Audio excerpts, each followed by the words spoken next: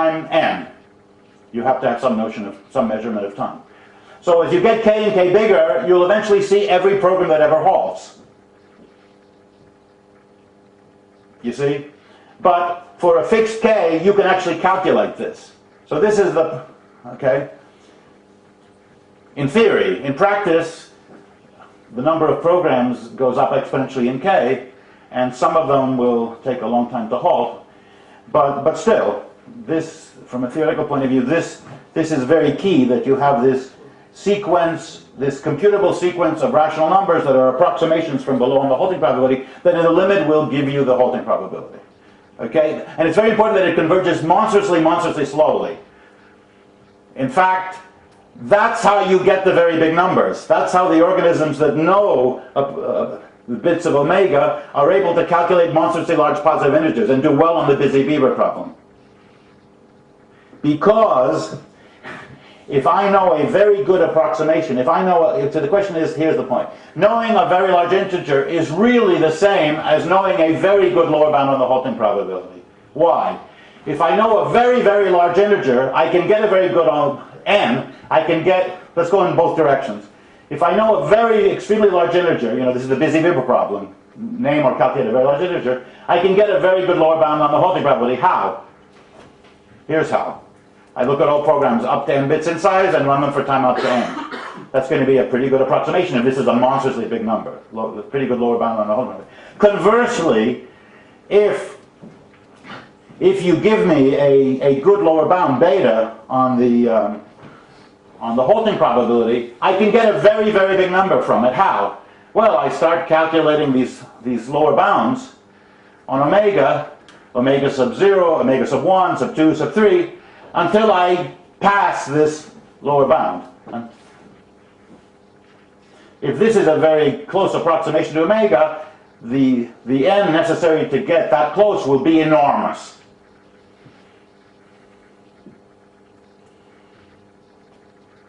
So this is why the Busy-Bieber problem is intimately related with getting good lower bounds on the halting probability. Okay? By the way, this is all a surprise. When I set up this model, I mean, you may not believe me, but I didn't create the model to get this to come out. I created what I thought was the most natural model, and then I said, well, now can I figure out how it behaves?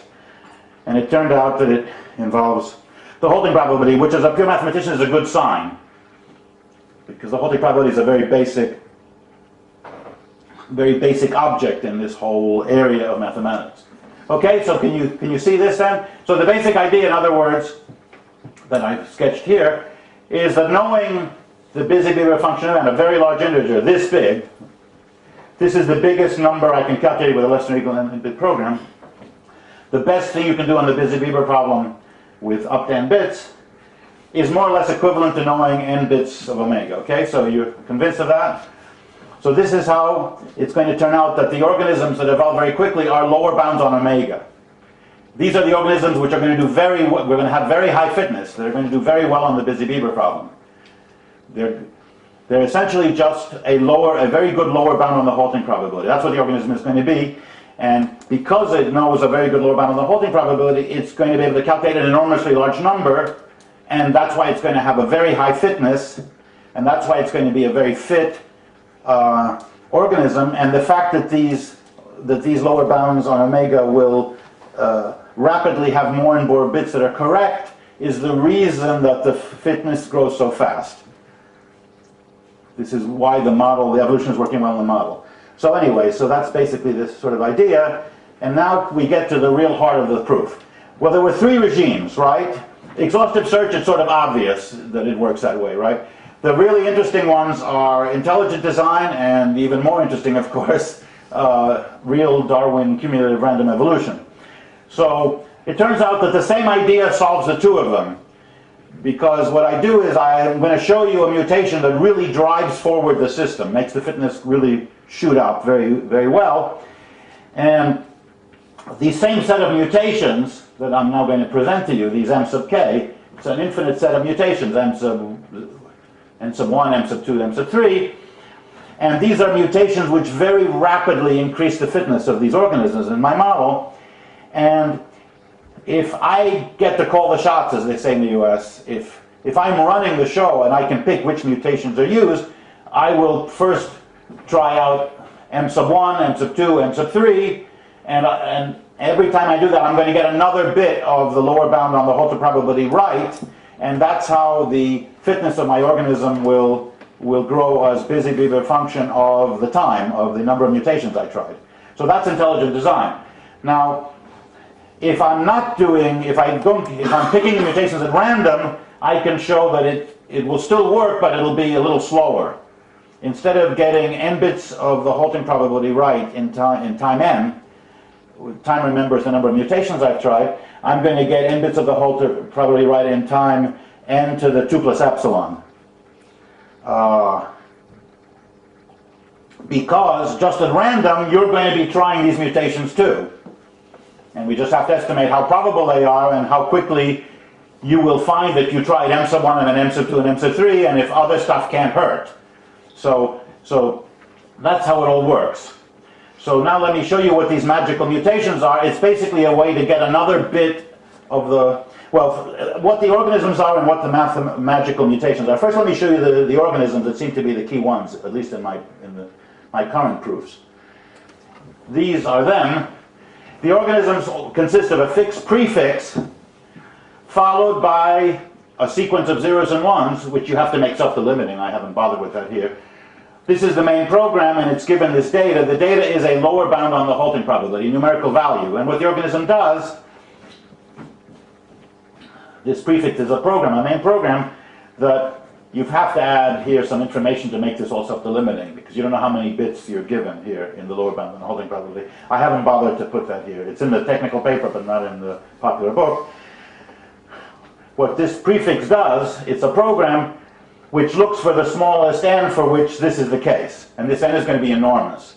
Remember, this is how you convert a good lower bound on the halting probability into a very large number. And that's how this has very high fitness. These organisms have very high fitness. If I can get a lot of this lower bound beta to, if I can get n bits of this lower bound beta to be correct,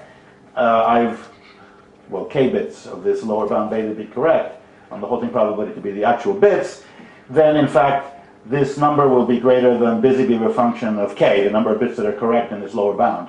I already sketched that. Why that's the case, not in all detail. Okay, so these are the key organisms that drive, that I've discovered to drive all this process forward as fast as possible. They're just, the way they very fit, the way they can calculate an extremely large number, which is being very fit, is because they know a lower bound on the halting probability that is close. Okay, and if it has k bits right, then the fitness will be roughly busy beaver function of k. Now, so what are the mutations that are going to give us these organisms with a large number of bits right, that are going to rapidly make these organisms evolve with more and more bits right? Well, here are the magic mutations. Okay, so here it is. What the mutation M sub k does for each individual k is give you the next bit of the omega number of the halting probability. And here's how it works.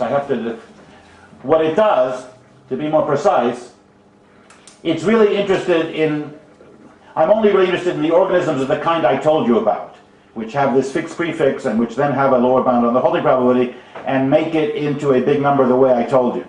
Okay? So these, if you just have those organisms, what this mutation will do is it'll take that lower bound beta that was in that program, and it'll attempt to bring it closer to the correct real value of omega without surpassing that value. And the way it does it is by adding 1 over 2 to the k to it. But I'd like these mutations to work even for arbitrary organisms. Because it's true, when I'm doing intelligent design, I know that I'm only going to have the organisms of the kind I like. These are my pets. These are the organisms that make things work. But There may be that they're even better organisms. These are the best I found. But you're going to get lots of stuff going on there when you're doing mutations at random. All kinds of crazy things will happen. And you want these mutations to work on an arbitrary organism, which is not necessarily the form I said. But there's no problem. What you do is, what this mutation does, if it's given a program on organism A, it will essentially put it into that form and then try to improve it. And so here's what these mutations M sub k does. Given an arbitrary organism, which is a program, of course, its fitness is the number it calculates, and this presumably is a fairly fit program already. So I'm using phi sub A to represent the fitness of A. It's the number that A calculates. Okay? Now,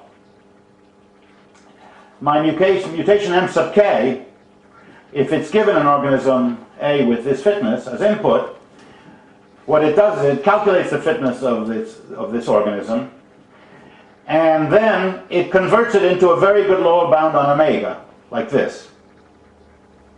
This mutation is doing a very big calculation. It's a very sophisticated calculation. What this means is it's taking this very big number calculated by the current organism, it's going to mutate that organism, and it's looking at all